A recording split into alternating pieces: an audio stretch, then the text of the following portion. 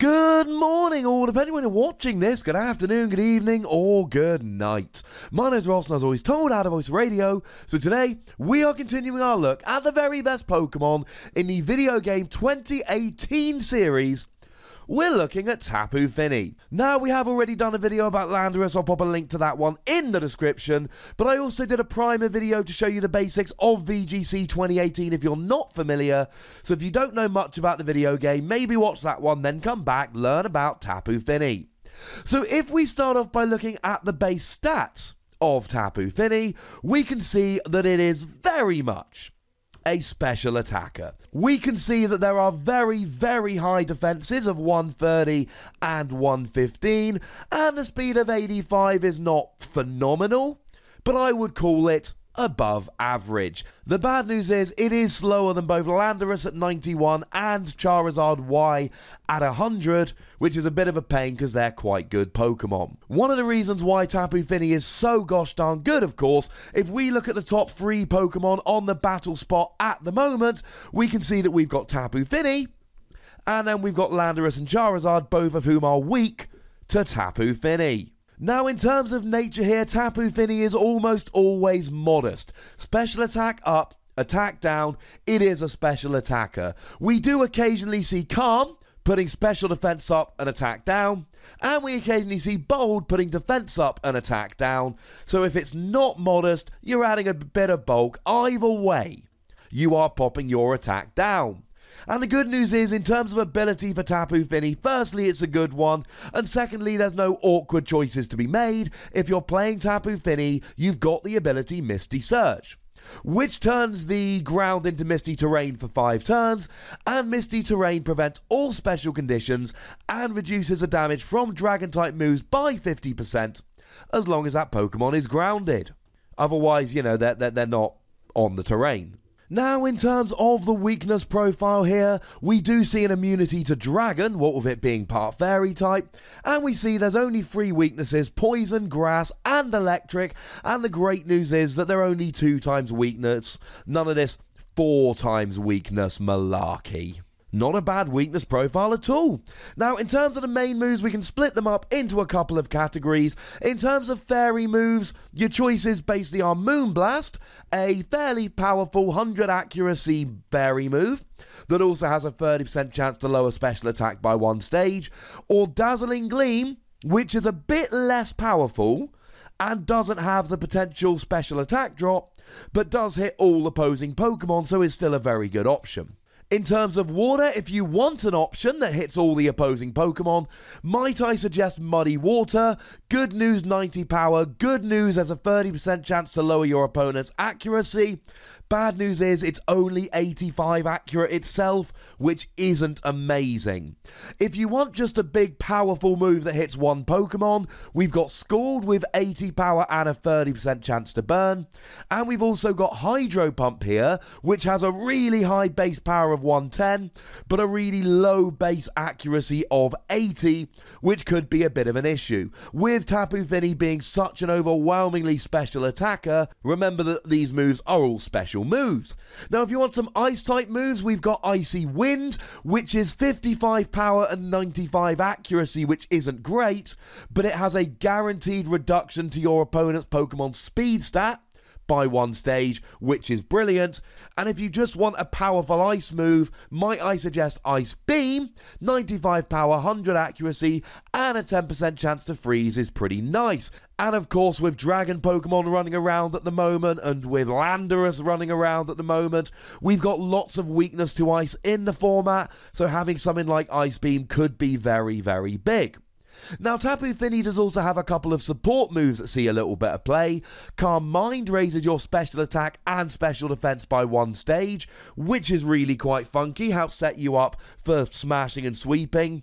And then Haze actually eliminates all stat changes, but it could be nice if you've got, say, a physical attacker and there's some intimidators running around lowering their attack.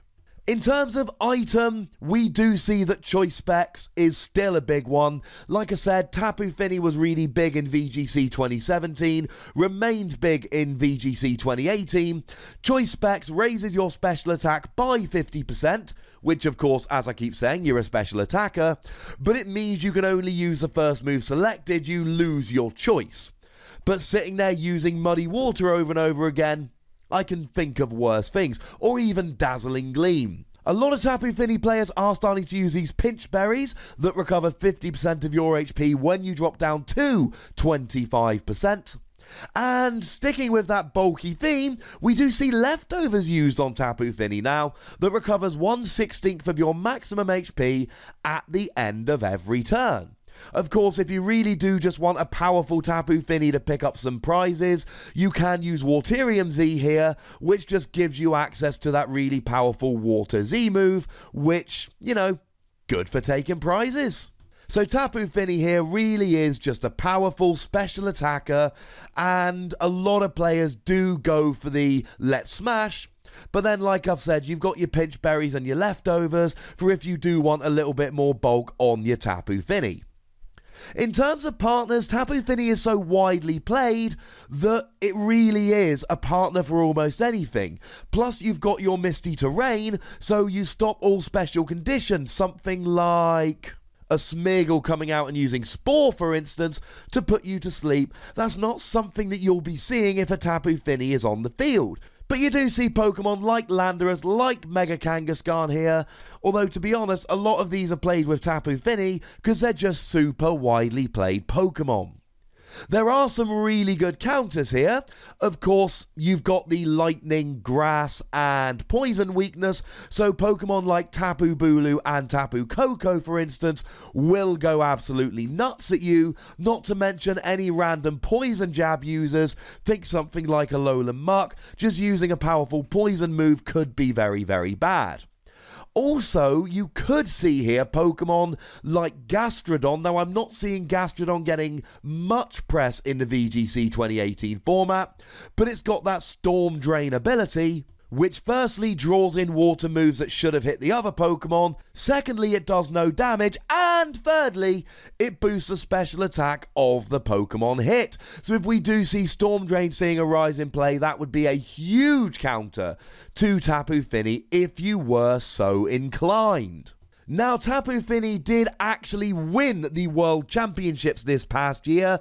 We saw that Ryota Otsuba did actually take home the title with a Tapu Fini that looked a little bit like this. We see the expected modest Tapu Fini with the choice specs really maximising that special attack with Moonblast, Muddy Water, Dazzling Gleam and Ice Beam. Range of attacks, and we've got the combination of Muddy Water and Dazzling Gleam there, so you've got a nice spread move that you can take advantage of.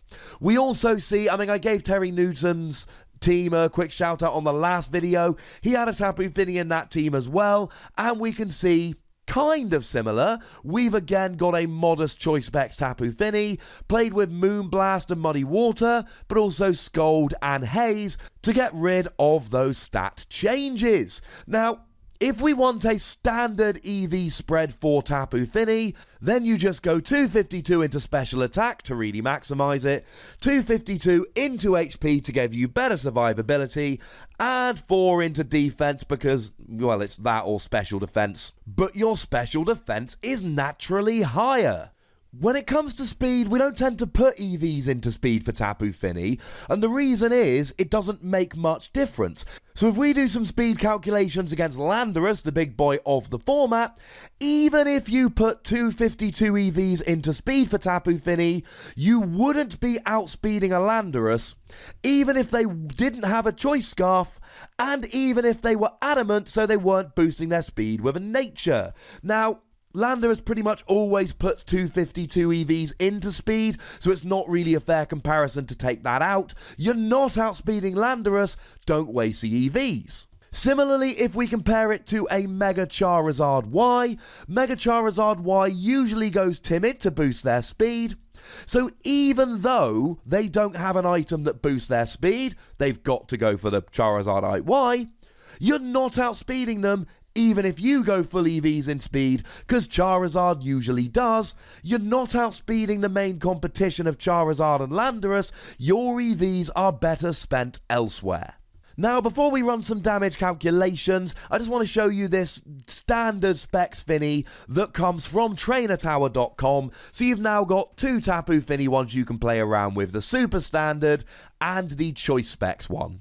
So I thought from now on I was going to end all of my video game championship videos by doing some damage calculations, because I just realised it works offline and this changes everything. Now, we're going to be looking, for the purposes of this, at just your standard Tapu Fini, with choice specs as the item, 252 into special attack, 252 into HP, and 4 into defense.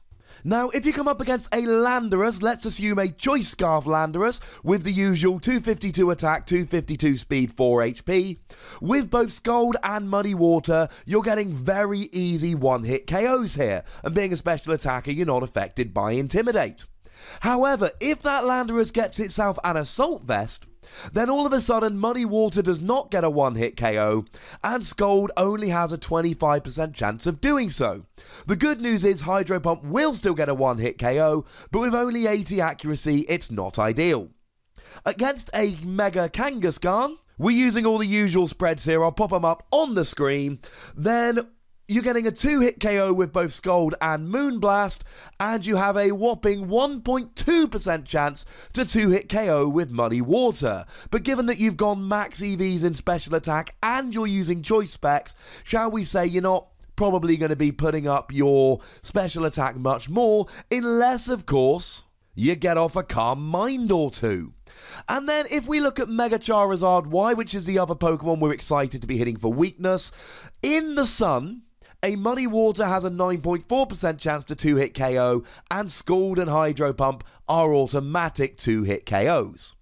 If we change the weather from sun to rain, all 3 of those water moves get very easy one-hit KOs, but if there's no weather whatsoever, or there's a weather that is neither sun nor rain, then Scald and Hydro Pump get a one-hit KO, whereas Muddy Water has a 25% chance.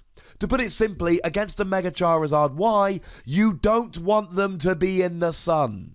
And we're going to finish by looking at Mega Tyranitar, which is another one of these weather Pokemon. If it brings in the sand, then Hydro Pump has a 68.8%, roughly 2/3, chance of getting a one-hit KO, whereas Muddy Water and Scald are stuck at 2-hit KO range. If you bring in the rain, you get easy one-hit KOs, but if you have no weather at all, Scald and Hydro Pump become a one-hit KO, whereas Muddy Water has a 25% chance. Just like against Charizard, weather control is crucial here. In terms of Tapu Fini trying to survive some hits, against a Tapu Koko with a Life Orb, in electric terrain, Thunderbolt's an easy one-hit KO, Discharge is a 2-hit KO, and Volt Switch has a 31.3% chance of KOing. Even if you went and put 252 EVs into special defense, don't, but even if you did, Thunderbolt would still have a 43.8% chance to KO. If we assume that Tapu Koko doesn't have a Life Orb, let's say it has a Z Crystal or a Berry, then Thunderbolt goes down to a 6.3% chance to KO, and 28 EVs into special defense will guarantee you take that hit. But if it's Life Orb but electric terrain goes away, then Discharge only has a 93.8% chance to 2-hit KO, and interestingly enough, your Moonblast has a 62.5% chance to get a KO on Tapu Koko. The good news is that because Tapu Fini is slower, at the beginning of the game, Tapu Koko brings out electric terrain, but Tapu Fini will then overwrite it with misty terrain, and that will be sticking on turn 1. Against a Tapu Bulu, assuming we're in grassy terrain, Woodhammer and Hornleech get a very, very easy KO, and there is a 12.5% chance to KO with Hornleech, even if you put full EVs into defense, which you shouldn't be doing. If we take misty terrain instead of grassy terrain, Woodhammer remains a one-hit KO, but Hornleech goes down to a 2-hit KO. Problem is here, Tapu Fini is faster than Tapu Bulu, so at the start of the game, grassy terrain would be sticking, not misty terrain. And then we've got some of the big hitters who really just are not offensive threats to Tapu Fini.